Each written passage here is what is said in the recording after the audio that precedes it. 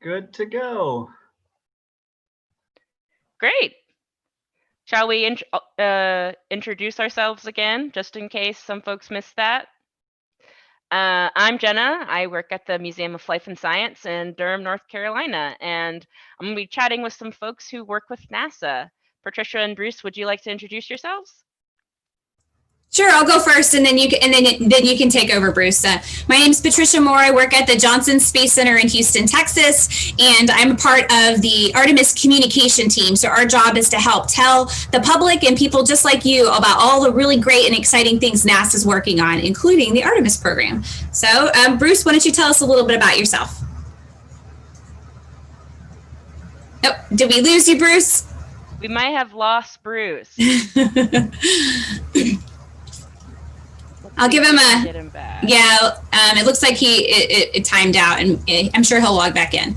But in the meantime, I'll go ahead and tell you some cool things that are happening around at NASA, and then Bruce can get down into the details. So he'll tell you a little bit more about Artemis in a minute, but what's really cool is NASA has been interested in returning to the moon and going to Mars for quite a while now, and so now we're at the point where our rockets and our spacecrafts are going to get to fly and be tested for the first time in about a year, and we're focusing on sending humans back to the moon in 2024. So we're super excited to share with you all the different spacecrafts and rockets and landers and orbiting spacecraft around the moon. So there's so many different pieces that have to come together for us to have a big program like Artemis. So Artemis is similar to Apollo in that we are going to the moon, but Artemis is so different because now we're going to the moon to stay. We want to live there and have astronauts live on the surface for quite a while before we go to Mars. And we can use everything that we learn on the surface of the moon, how to live, spacesuits, our habitats, and our landers. All of that's going to help us test out all of our equipment and our systems before we send humans to Mars. So there's lots of work to be done, and Bruce works with our Space Launch System program, and the Space Launch System is the rocket that's going to get us there. So this rocket, it's going to be able to send humans and lots of supplies to destinations like the moon, and it can also be used to help send our astronauts and supplies all the way to Mars. So it's super exciting. That is really exciting. Yeah. So I have actually a question about sending people to Mars. Do you know how long it would take them to get there? Yeah, so going to Mars takes a really long time. We're talking about, almost 9 months to get there. And depending on how the planets are orbiting the sun, they're not always lined up next to each other, right? That hardly ever happens. And so sometimes it can take longer than 9 months. So the best time period we're looking at would be between like 7, 8, 9 months is the quickest trip to Mars. But on average, most of our missions would take about 9 months. And we have a short window to launch to Mars about every 2 years. And so we actually launched, I'll show you guys a picture of Opportunity while we're waiting on Bruce to come back in. It won't spoil his presentation because this isn't part of it. Hi, Bruce. Welcome back.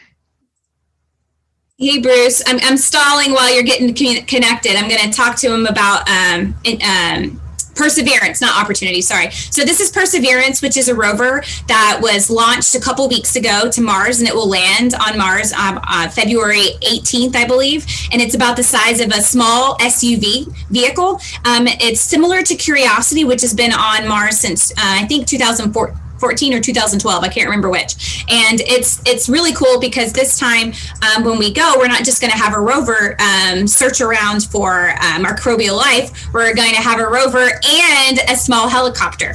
So this is an animation of Perseverance, and I'm kind of going to skip through. And then there is Ingenuity, which is the helicopter that's going to fly on Mars. So it's super cool to think for the first time we're going to have an aircraft flying around on Mars. And this is a test to see if we can do this, if we're capable of having something fly in the atmosphere of Mars, because Mars's atmosphere is very, very thin, and it's not like ours here on Earth. So in February, we'll all have to stay tuned and watch NASA as the Jet Propulsion Laboratory and their team test out this little helicopter called Ingenuity. It's pretty cool. That is really cool, Patricia. Thanks for sharing that. I'd like All right. to welcome all of our summer campers from the Museum of Life and Science. Hi, guys. Really excited that you guys are here. And we're going to definitely get to a lot of your questions today. But now that Bruce is here, definitely want to let him introduce himself and talk a little bit about what he does. So hi, folks. Yep, I'm Bruce Tiller, and my computer all messed up this morning. So I'm but I'm on now, and it's working. So I'm glad to talk to you today.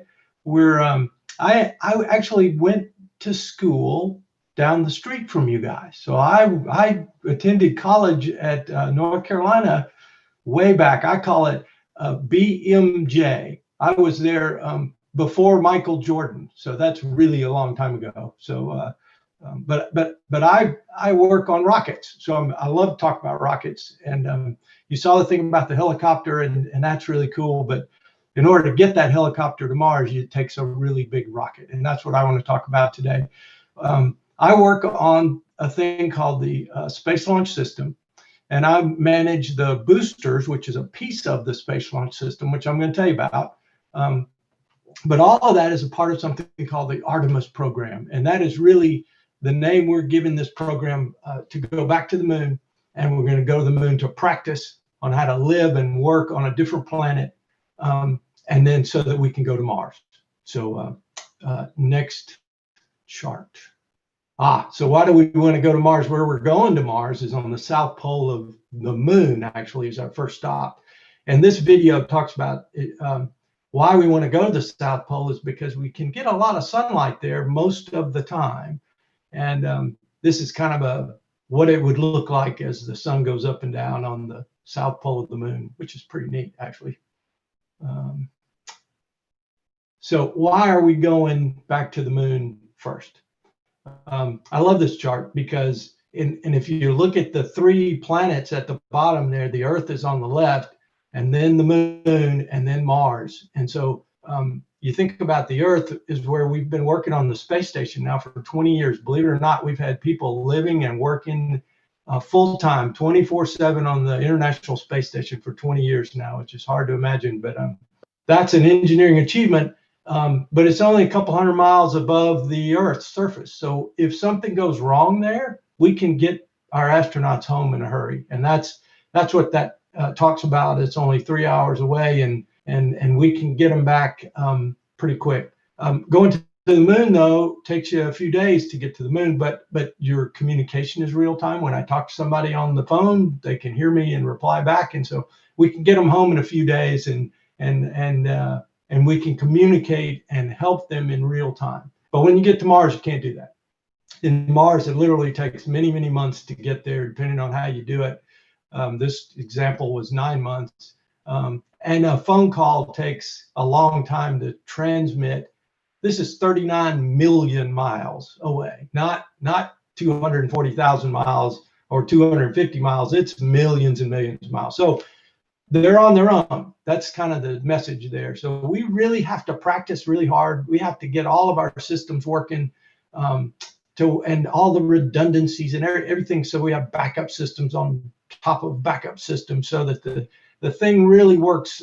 We're very confident that it will work before we send off to Mars. That's why we're going back to the moon. When we went to the moon the first time, we just went to do it, and it was getting there was the hard part. Now it's to get there and how to stay there, and that's what we're working on. Next chart. Let's see where we go.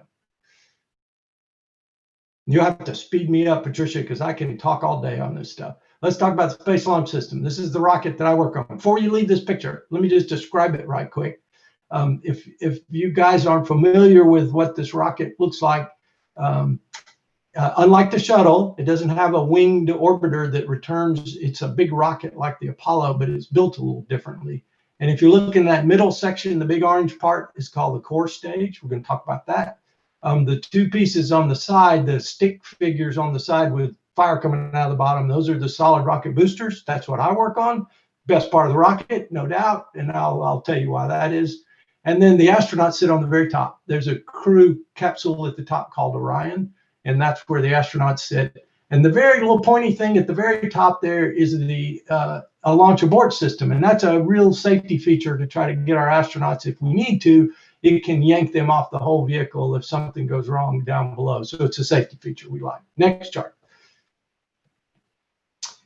This shows you the different sizes of the rockets that we've flown at NASA, and kind of compares it to the Statue of Liberty. And I love this picture too, because you can see we're as big as a Saturn V. And a lot of you guys don't remember Saturn V, but you've seen the pictures of them of when we went to the moon the last time. It's a big rocket. That's what I need to tell you. You can see the little bitty figure there of a giraffe there to the left of the space shuttle, but it's 322 feet tall will be our first version of this. And it's big. It's going to be enormous. And you'll see that in a minute. Next pictures. Here we go. Solid rocket boosters. So if you guys have worked with an Estes rocket, you ever worked with an Estes? Uh-oh, what happened? There we go. These are, yeah, so an Estes rocket is a solid rocket motor. It's built with different kinds of materials than we use, and obviously it's a lot smaller. The motor segment, these are each segment. We have 5 segments we put together to make one of these boosters. And so each one of them is, 300,000 pounds. This is a building where we test the rocket out in Utah, out in the desert. And what you're looking at here is just the beginning of a static firing. We're about to do one of those here soon, and I'm going to tell you about that too. But there we are. We have to stand about 3 miles away from this test. It's a lot of energy. It's millions of pounds of thrust, and it's a big deal to do a test like this. We've got one coming up on September 2nd. We call it FSB-1, is a fancy name for Flight Support Booster 1. Couple of fun things to note about this. Whoop, before it goes, wait, go back. If she can't go back, there it is. Let me just talk a second about this picture. If the booster itself, when I talk about a solid rocket motor, it's that long thing at the bottom with the smoke coming out, and it's so long, in fact, that we have to hold it up in the middle. So those little stands right in the middle of the motor to the right of the American flag that you see down there, those actually hold it up in the middle so that, yeah, there you go. And then this fires off into the desert to the right. And it's over the years, we've used this test stand. Northrop Grumman is our contractor, and they've used this test stand for years during the shuttle program. We've had smaller boosters. It's dug a big old canyon into the side of the mountain. Every time we do it, we have to put some more sand out front, and it turns that sand to glass at every test because it's so hot. It's thousands and thousands of degrees. And these little pictures these little slow pictures are of something called the throat plug. We don't want bugs crawling up in there or water or anything getting up in this motor before we fire it. So we have a thing called a throat plug up in the middle of it. It's made out of foam. It's pretty thick foam, but it's made out of foam. And when you light the motor, it of course blows that thing right out, and anything that's in front of it goes away too. But and so that's it. So now you can go, Patricia. Keep going. I'm gonna keep moving here. We'll get to some questions. Oh, look right there to the right too, and you'll see this little thing on a stand there. There's a mirror right there. I'll talk about that in a minute. But you see the little smoke ring coming out, you see the foam coming out, and then the motor hot gas comes out right away. And this is a real slow-mo movie of something that happens in a fraction of a second. It's over before you know it. And that mirror that was standing on that stand, obviously, it's not there anymore, right? It's gone pretty quick. We actually want to track where those pieces of foam go, because when we launch this rocket, we want to know what it might hit, what that foam might hit. So we worry about that, and we'll count those pieces and see how big they are and see where they go. And we work on a lot of things related to debris. That's a sort of a thing we've learned from our rocket experiences. This is a neat one. So now you're looking at that mirror that I told you about, and that mirror reflects right back up into the middle of the motor. And now you're looking like right down the throat of the rocket was that foam piece breaks out, and you're looking at the flame coming from the front of the motor all the way out and coming out the exit. That's a neat shot. Hard to get. You can't put a camera out there, but you can look at a mirror and see the reflection of that, and that's what that is.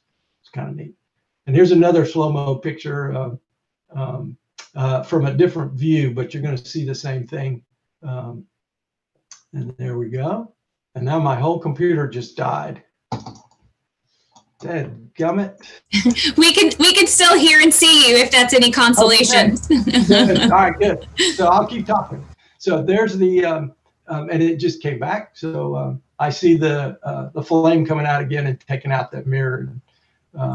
We also, this nozzle right there that's to the right where the flame's coming out, we move that nozzle around some, and it's called gimbaling the nozzle. That's actually how you steer the rocket. You move that nozzle from one side to the other, your rocket's going to go in a different direction. So that's why we move those nozzles.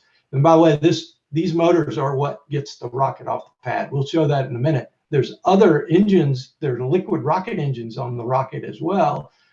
They won't get you up in the air at launch, but the boosters certainly will. We put out over 7 million pounds of thrust, which is a lot. That number doesn't mean much, but it's a lot. Bruce, do you know how hot it gets in that flame?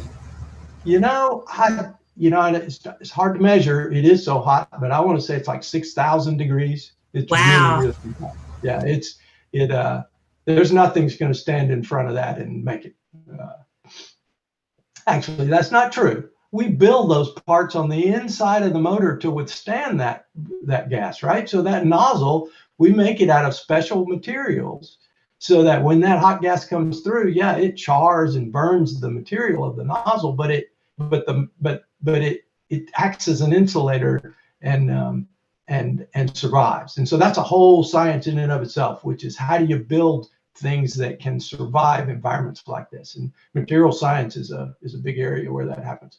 All right, I guess we got to go talk about my engine buddies. So yeah, boosters are great, but we also have engines on this core stage, and what you see there are 4 engines, those red cones at the top there. That is the core stage. That's the one that is about to fly, actually. That is core stage 1. And those 4 engines are left over from the space shuttle program. They were called space shuttle main engines then. They're now called RS-25s. And they are the world's most efficient liquid rocket engines. They are amazing. They are the Ferraris of the rocket engine world is what they are. They really are.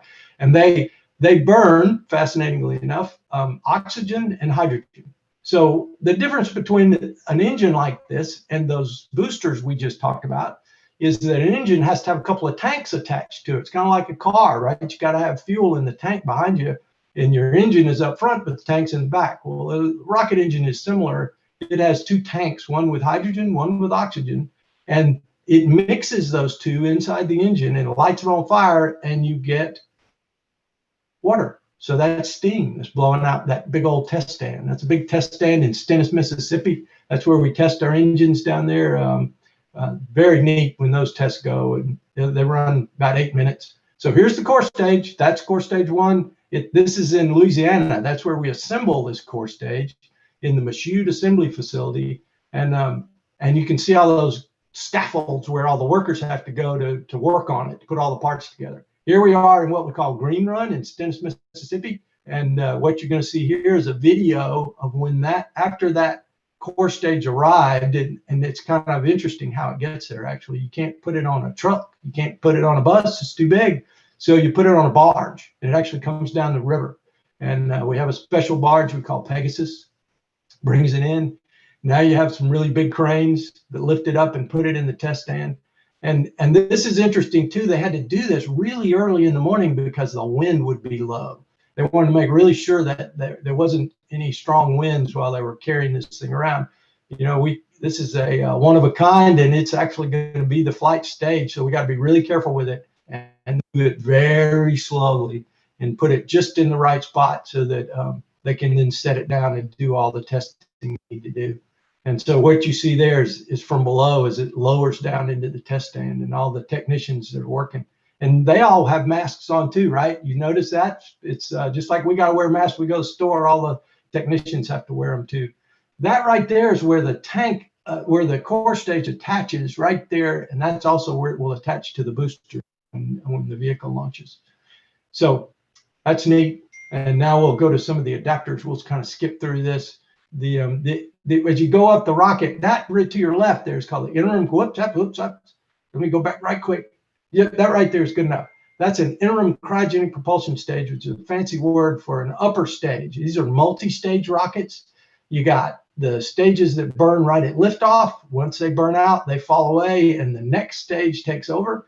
And that's what this one is. It's another small rocket engine, and it will burn. And when it burns out, then the Orion, it drops off, and then the Orion goes on to the moon. You can keep going now.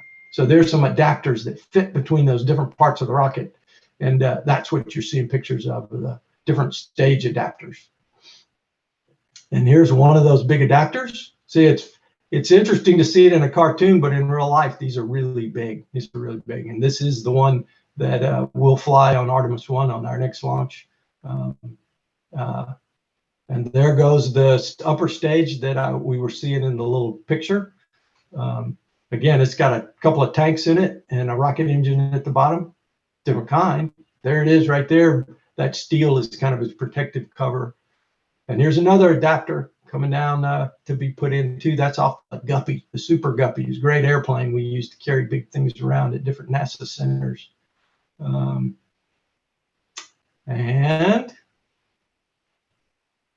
Artemis 1. That's our first flight. We hope to do it next year. We're looking forward to a flight next year, but all the pieces are built. We're just going through the last parts of it, really getting down to it here, getting close. So this little video is going to show you what it's going to look like. Obviously, this is a cartoon, but it's giving you a pretty good example of what's going to happen. So there's the launch pad right next to the ocean there. That's our 39B launch pad. It will be on a mobile launcher, which means we actually stack the rocket back there where that launch control center is, close to that. And then we'll bring it out to the pad. And there you see them filling the tanks with hydrogen and oxygen. Get them really cold. They have to stay liquid, which is minus 400 degrees and minus 300 degrees. And now the people in comms are working, and then they get it launched. And what you see is it'll go out to the moon and around the moon a few times before it comes back. And there's our launch director down at Kennedy. And this is what'll happen before they start swinging away the umbilicals. Oh, look, there's boosters. Fantastic. That's what'll get you off the ground there, is those white boosters. We have a bunch of water and sound suppression water that gets started. You have to, these things make so much noise, that noise will echo off the ground and actually damage your vehicle if you don't spray a bunch of water on the pad. So we've learned that from shuttle days. And so we have a lot of water spraying on the pad. And we actually light the engines, and we check them out for 5 seconds. And once the engines seem to be working, then we light the boosters, because once you light the boosters, you're gone. You can't turn them off. So you're going for a ride then. And they burn for about 2 minutes, and then the boosters will fall away. And then the core stage burns for, I want to say, 8 minutes, and then it will fall away. And then the upper stage will get the Orion in the right spot to go to the moon. Ooh, there's the launch abort system. It was jettisoning because we didn't need it in this video, and that's what we want. We want that system. We want to have it, but we don't ever want to use it. That's what we want. And the core stage is about to fall off. There it goes. And then there's Orion. So it's got its solar arrays out so we can get power, and it's got its own propulsion system. So it has some small rocket engines as well, and that will take it on to the moon and back. There went the upper, let's see, the service module. And that was the upper stage going away. And now you've got the Orion. Nice little video. Shows you some things. What's next? Thank you, Bruce. That was so great. And we only have a couple more minutes left. So I'm going to ask some questions from folks who are watching, and from our summer campers that they have been compiled together. And some of them you covered when you were talking about the videos in this little presentation, but maybe we can just say them again just to make sure everyone will catch it. So one of the questions actually you just answered, but why does part of the rocket fall back to Earth after they get to space? Good question. Well, you know, these things are heavy, they're very heavy, and you don't want to carry anything that you don't have to. So if a part of the rocket is not providing thrust, if it's not helping you go forward, you want to get rid of it. Now, the ideal case is you can get rid of it and then retrieve it and use it again. But sometimes some of these parts you can't do that with, and so you have to just let them fall into the ocean. But it's really about carrying dead weight. You don't want to carry dead weight. You want to carry, you want everything. Your weight is everything. You notice that by that giant rocket, by the time you get to the moon, there's not much there, because all of that mass, most of the mass of that rocket, and there went my screen again. Can you still hear me? Yep. Most of that mass of that rocket is about getting you to the moon, and so that's why it's all about efficient use of weight. Great, that makes a lot of sense. So when you are building the boosters, I know you said that they run on hydrogen and oxygen, but what material are they actually made of? Because you said, you have to build these things to withstand very, very high temperature. So what are they made out of? Interesting. So our boosters, and a little different from the oxygen and hydrogen we were talking about on the rocket engines, but we actually mixed together some fancy propellant, and it's a solid rocket motor slurry that it gets mixed in a big mixing bowl and then poured into these steel cases. So the cases in our case right now are steel. We used them from shuttle. In fact, these metal cylinders flew probably some of them 5 or 6 times under shuttle. Remember, under shuttle, we had parachutes and we recovered the boosters and we pulled them back to shore on a boat, and then we would clean them up and reuse them again. So those are the cases we're using. So the materials we use are steel, but then you have to insulate them with some rubber to keep the hot temperatures away from the steel. And then at the nozzle, you use something called phenolics, carbon phenolics, which is a special composite material that's very heavy, but it also insulates. So we use all kinds of materials, lots of different materials in different places in the rocket for different purposes. So it's again, material science. It's something you can study in school. Speaking of studying in school, I know there are a lot of different jobs at NASA. Like you said, material sciences. I mean, you're a rocket scientist, but there are so many other ones. So is there one subject you need to get really good at to work at NASA, or what other things could you study? You can study lots of, I think Patricia had a great couple of slides on the different kinds of workers we have at NASA. It takes all kinds of people, computer scientists, obviously math is big, engineers are big, but we also have to have technicians. You have to have the people that actually put these things together, the welders and the technicians are the ones who really learn about how to put that thing together. And you got social media folks and geologists, planetary geologists, people who work on what's at the other on the other planets. We have robotics, graphics artists, and designers, all kind of things. I know some doctors that work at NASA. Because they have to take care of the astronauts and their health. So there's all kind of things. Engineering is kind of the staple, kind of get you started. But there's lots of kinds of engineering. There's lots of ways to go to work at NASA. Really, really cool. That's so wonderful that you could study lots of different things and still work at some place Absolutely. that you dreamed of working at. And that was a really great segue into kind of asking some questions about the people who get to ride in the rockets.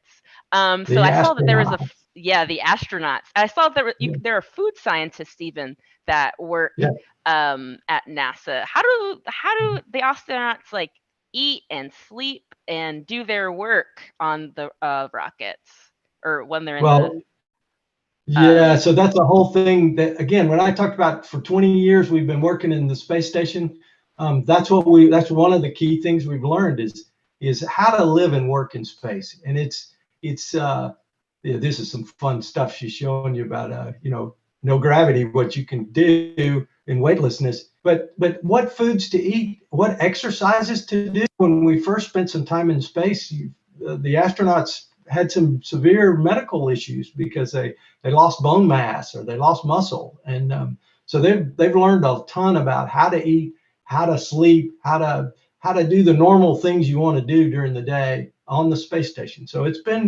taken us a long time, but we've gotten very good at it now. There's a there you go. There's a astronaut Familiar working out, face. and notice they have to be tied down because you can't run like that in 0G unless you've got some straps on you to provide some resistance.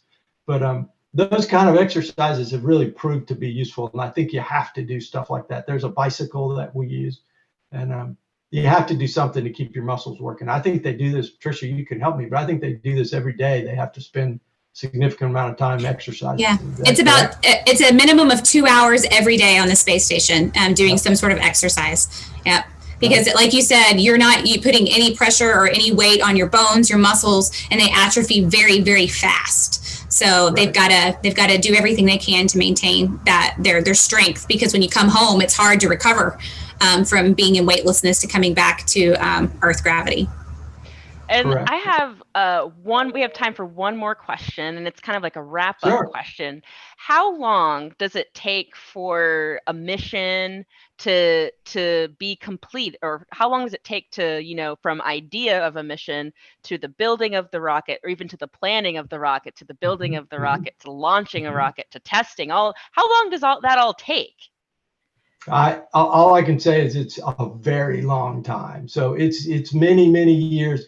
Different projects have different timelines, right? If you have a small project and you get lucky and it gets funded, there's a lot of politics involved. You have to have money. You have to have contracts. There's a whole business side to this rocket business that's very important too, because but the relationships between the companies and the government, that's all very important and has to be controlled by contracts. But anyway, I'd tell you, for a big rocket like this, boy, 10 to 15 years. It takes a very long time.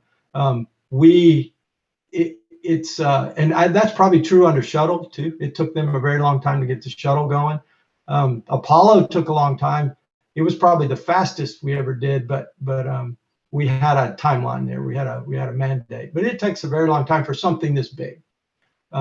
You have to do a lot of design work before you ever start building your test articles. Then you have to do your structural tests. Then you do your performance tests. There's a lot of component tests of each little part to make sure it works right. And lots of analysis, lots of work you got to go do before you can finally say, all right, let's go build the pieces. And then you still have to test them, like we're doing this green run down in Mississippi. That's very exciting.